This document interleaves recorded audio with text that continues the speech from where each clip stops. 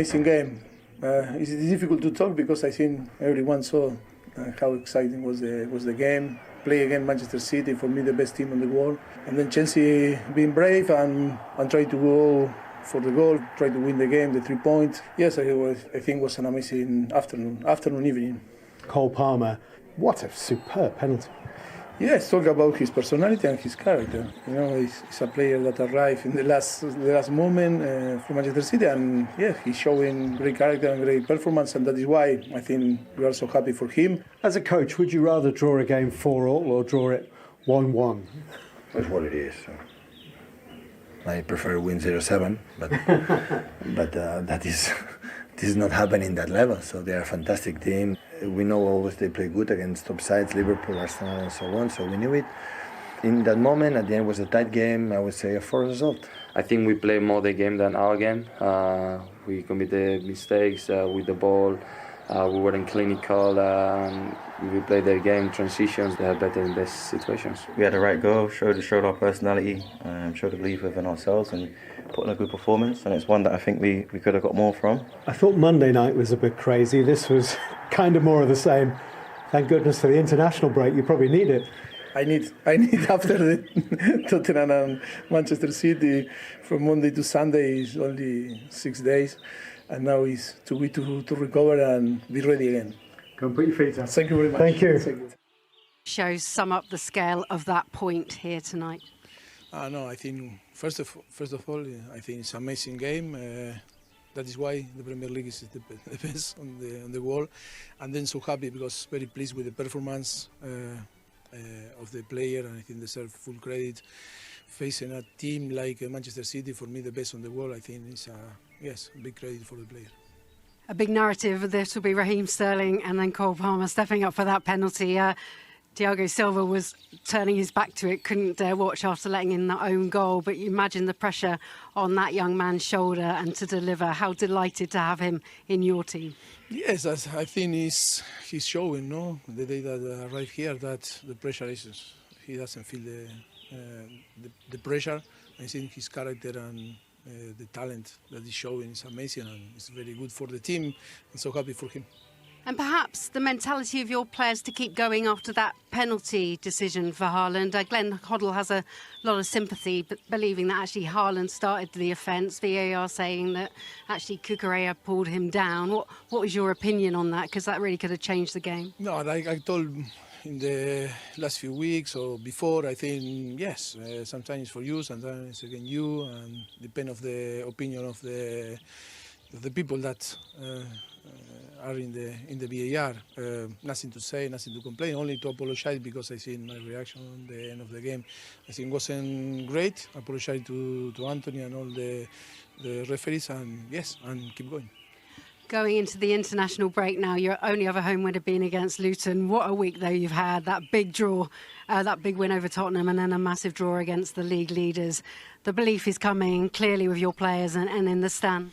No, that is in the way that we want to build this journey with the club, with the players, and I think it's so clear because I think us like a coaching staff in the last 10, 12 years, and when we arrived to Southampton, Tottenham, and now Chelsea, it's our third experience in the Premier League. I think you know how we are, how we behave, in the way that we want to work and to provide the teams the ideas and the approach and the way to play. And I think, yes, we are so happy to be here, and that is this type of game that for sure the player will use in a very positive way. So many events in the game. I forgot to ask your reaction when the final whistle blew. Was that because you believed you could win it? Yes, we can attack. It was a decision that, yes, was. I really believe that we can go and maybe to score the winning goal. That is why it was my reaction. Sorry. Forgiven. Thank you. A dramatic game. What's your assessment on it? Really good game. Both sides put momentums. They start really well. We struggle. They are, of course, aggressive. They are a fantastic team. We were close. We could win. We could lose. We didn't draw. Yeah, good point for us. No stones today. Diaz that deflection giving away to James, which went to Sterling. Just not defensively as on the ball today. I give credit to the opponent. Sometimes the opponent play, and Raheem, Cole, and Jackson, and the players were there. So yeah, it was momentous for deflection, one action for deflection. Our 4 goals was deflection 2. It was penalties for action. So it was a tight game, I think, for a good advertising for the Premier League, honestly. Penalties, agree with the decisions? Yeah. And for Akanji, again, another strong performance could have been the difference for the point. Yeah. It was really the best. Manu was exceptional. No part of the goal, the way he played with the ball, without the ball, was really good. Going into this international break, points dropped at home, an opportunity to take 3 points here. How do you reflect on this spell? We're top of the league, qualified for the Champions League after the treble. After what happened, losing before the international break against Arsenal away. So I didn't expect to be in the position that we are. So long road, many things going to happen, but happy to be there. Thank you.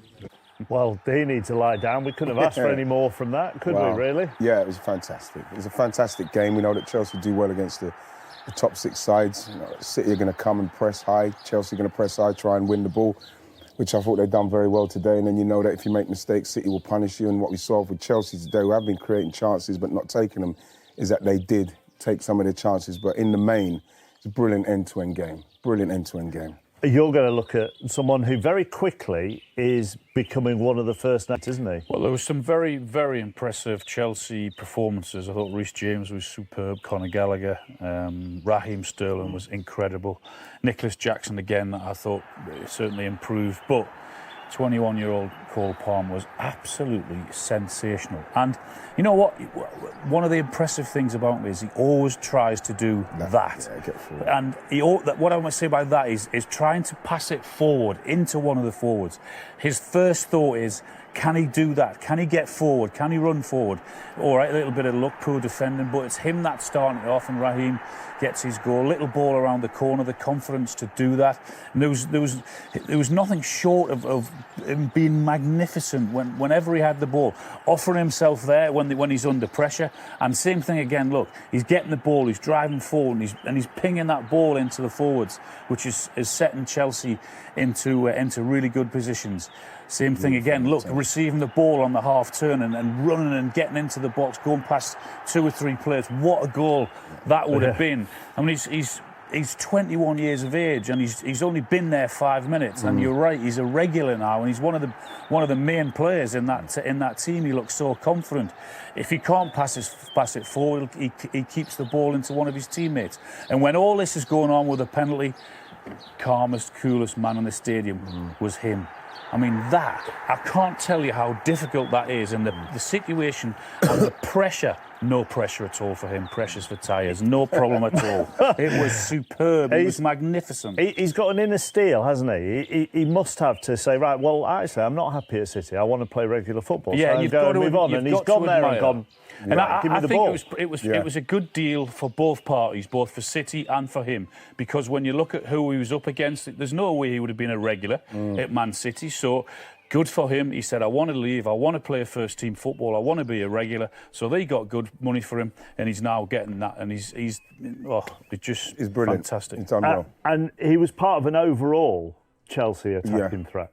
Well, like we say, because Chelsea do well against the top teams, because maybe they come and play and they give you some space to play. But when you look at the space they pick and the way they get it in there quickly, that's the main thing with City. If you're going to play in City, you've got to do it quick. In this instant, yes, you know, Kyle Walker, who I thought got a really tough time from Raheem Sterling today, done very well in that instance. But again, you see how quickly they can break against City. And then once they do break, if they lose it, here, look at the bodies.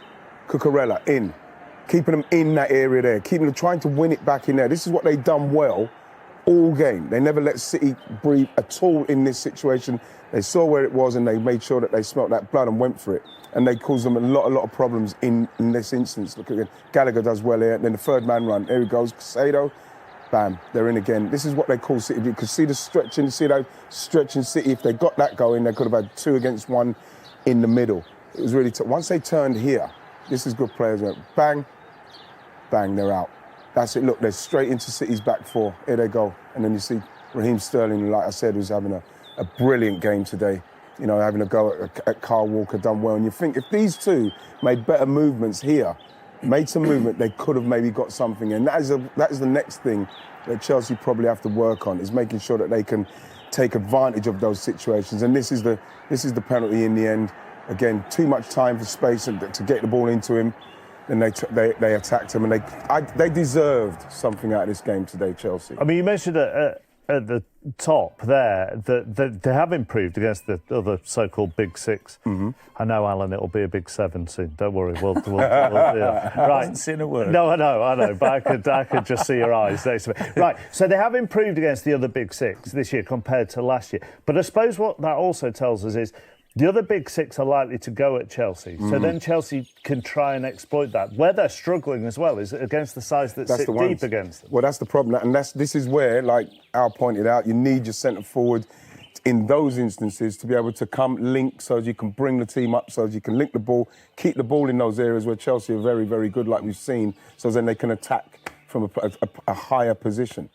And in the same way that Chelsea were able to pick Manchester City off a bit, City were able to pick Chelsea off in a similar way. They are brilliant at it, and you know if you're not at your game, and particularly on the turnover when City win it, they're prepared to commit so many men in the forward positions that at times they are going to punish you. There's not a lot you can do. I'm really unlucky there with Phil Foden. The press, they're good at it as well, and just watch all of a sudden. So they turn from a defence into attack, and all of a sudden, 3 or 4 seconds later, look, you've got 6 Man City players in the box looking to punish you, and they are brilliant at that and have been for a long time. Well, this is the problem. They don't pick up people like, look at Silva where he is there.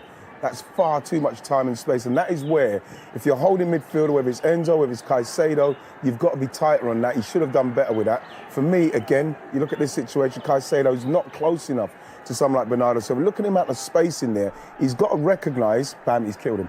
He's got to recognise that is a danger, and he's got to recognise that quicker. And it's the same when we see it again in the second. But look at the City players getting forward. This is the problem you've got. When they get into that situation in that part of the field, they're going to cause you a problem here. For me here, you can see Caicedo there. Haaland, too much space. He's got to recognise, see the danger that if this ball comes into him, they're going to have a problem. It does. He just misses out on it. And then look at City. City are away, and those are the margins. So if you get that wrong there, you know, the ball's in the box, bam, Haaland slides it. And that is where Chelsea against a City, that is where anybody against City, you have to be paying attention. All in all, but I mean, it was 2 teams just going for each other. They were going for it, man. It was brilliant. It meant a great game. Yeah, brilliant. I mean, you can see City's next 3 Premier League fixtures. I mean, it all depends who's fit for Tottenham, I suppose, with this question. But Liverpool, Tottenham and Villa, given the way they are playing this season, they might go at City as well. Well, I think we know they will. I think we know the way. But so therefore, we've seen today you can get at City. Yeah, you can do it if you're prepared to be brave. And you're going to have to take your chances. Yeah. You'll get chances. You need players playing really well. You need then, like the players you mentioned. Yeah. You need them playing really well and then you've got to keep it going, chappers. Yeah. Because then City will just keep going, keep doing what they do, and they wear you down. But you've got to try and wear them down. Yeah. The Caicedo thing, just finally on that, is that something that will come over time once he's used to people around him? I mean, that team has changed a lot around him over the course of him just being. I think it will, simply because he himself has got to recognise there's too much space there. I've got to get closer to him, just to feel the danger. Once he smells that danger, feels the danger, he'll be able to maybe get in and tow something away, and then bam, he starts to do what we see him doing at Brighton. But it's a learning process for him. So much to talk about the game of the weekend, including Pep's jumper. It looks terrific, doesn't it? A little warm. Oh, it was warm because it's really cold at the moment and very wet. Game of the weekend, absolutely brilliant. So much to talk about. What was your view on the penalty that was awarded? Because some people were saying, well, they were pulling each other, so wasn't it sort of 50-50? Was it a bit harsh to give a penalty against Cucurella? What did you think? For me, it was a penalty because there might be a bit of pulling between both of them, but then he's got away from it and he's pulled him down. He would have got there. So for me, it was the right decision. It was a penalty. But what they were doing before that, they were highlighting Cucurella as that type of player to play on for set pieces or anything like that. So for me, it was a penalty. Yeah. Could those Chelsea players have got up? Could they have done something about this cross? Maybe. But nevertheless, Haaland has got the wrong side of Cucurella. Yes, this is the pulling here. You see it now in the corner. They're both at it, arguably, but he gets away from him. and he pulls him down. So for me, that's a penalty, and it's a great finish. He panics, doesn't he? He panics. Yeah. Well, Cucurella panics. Yeah, because you know Haaland's got wrong side, and he starts to panic. What have I got to do? It's panic defending. And he just pulls him back. Because we asked our friend Chris Foy, who we've let go home because it was actually quite a calm weekend for referees. We've never seen a man so happy that we said, there's nothing to talk about with you. And we said, were they really? He said, actually, he did actually basically time it, and they both grabbed each other's arms simultaneously. They were both they were both pulling at the start. Casas got absolutely spot on, but then Haaland wants to score. Yeah. He wants to score. He gets free, and then Cucurella panics. Simple as that. That's absolutely. OK, so that was 1-0. Now, you tell everybody what we were just saying earlier, because we're going to see a lot of goals from set pieces this weekend. We're about to see Thiago Silva's header. This weekend, I was like, right, how many goals have been scored from corners this weekend? There's been 9. And for the whole of the season so far, by this weekend, there's been 19. So that's the magnitude of how many set pieces have been scored this weekend in the 10 games that have been played. So that's 9 in the 10 games. So it's just some... But personally, we can talk about set-piece specialists. For me, it's about good delivery and having someone the heart and desire, like a Thiago, to get into the right area and get onto it. Tough finish. Yeah. Tough finish, the Thiago goal. Very tough. Coming from the centre of the pitch, 16 yards out, going towards a corner of the 6-yard box and heading it back across the keeper. That is so difficult to do. You've got to just put enough on it. You know, so your time has got to be absolutely on point, hasn't it? Because the ball's coming at pace, and you can't put any pace on the ball. Because if you do, it's going to go straight out for a goal kick. So you've got to just catch it. That's where I went wrong. Yes. Don't worry about it. You didn't need to head the ball. You were fine. Akanji's header. Fantastic header. I really hope a photographer's got it. Brilliant. With a terrific lead. How come he's found himself so much space, Dion? I just think it's poor defending. It's just terrible defending. There's enough dark blue shirts in there to deal with Akanji. Look at him there. Just leaves the penalty spot. Lovely ball in. But it's just a great header, great time. Sometimes you catch them a peep, don't you, and they just find the corner. I think it's organisation. When it's set back, some of the Chelsea players go out and some stay, and then that's where the gaps happen. Yeah. And Akanji's just free, and it's a great header. You noticed the Chelsea goalkeeper as well lost his footing. Yeah, I don't think he would have saved it anyway. No, I don't think he would have saved it. He only got nowhere near it because the header was outstanding. But what I did notice is the goalkeeper, as he went to push off, he stepped with his left foot inside the goal to try and get some leverage, but his left foot slipped away because inside the goal there's false grass. So he couldn't get any leverage from the grass itself, and he slipped. He wouldn't have saved it. No. But if you think about that as a keeper, if you're saving penalties and stuff, you can't come over the white lines. Why is it false grass inside? I've no idea. Well, it won't be for long if they watch that. No, exactly, because if you're wearing studs, as you know, on artificial grass... That's why we've had so many injuries. Yeah. That's how Harry Kane's ankle started, because he went off the pitch and he rocked his ankle. Yeah. It's happened a lot. So it was 2-2 at half-time. Let's carry on looking at the goals. The most fantastic match, as we say, that all happened in the second half as well, having 2-2. So this is... We're up to 3-2 now. Now, Diaz, normally brilliant. Why is Diaz sliding in there? Because, Karen, he takes himself out of the ability to pick up the pieces from his goalkeeper, who should do better than this. Well, he's just trying to block the long-range shot, isn't he? But this young man now, that's 4 this week for him. And probably at the start of the season, that little bit wasn't falling for him, but it definitely is now. And the confidence is there. And he was bright and he was alert and he was the first one to it. It's good for him because he was putting himself into good goal-scoring positions beforehand, start of the season, and he was missing the target.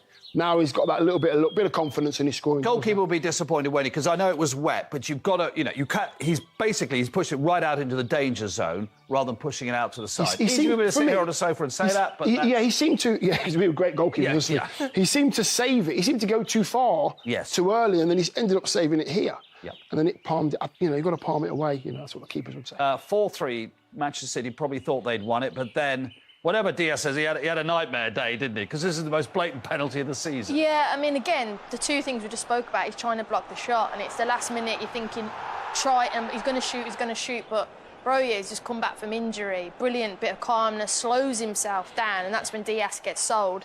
And then Palmer, brilliant finish. The time he had to wait against his old club, everything was probably going through his head. He just showed a big player personality, didn't he, Dion? How significant do you think this week has been for Chelsea? We all know about Man City. Yeah. Nothing more needs to be said at the moment. 4-1 win at Tottenham. Slightly strange situation. Sending off 4-4 today against the champions. I just think people are having to go, oh, Chelsea doing okay. Kind of sitting up and having a look at Chelsea thinking, they're okay, actually. They're not going to fall away as everybody thought they would do. I think they've got good players. The big thing is their manager. He knows what he's doing. He's a good coach, and he's now coaching them to play better as a team. I think the stats I looked at today, the two teams with the most possession in the Premier League were Chelsea and Man City. The only thing that Chelsea had was they just didn't have the confidence, too many young players. It has massively flipped. They're going to go from strength to strength now.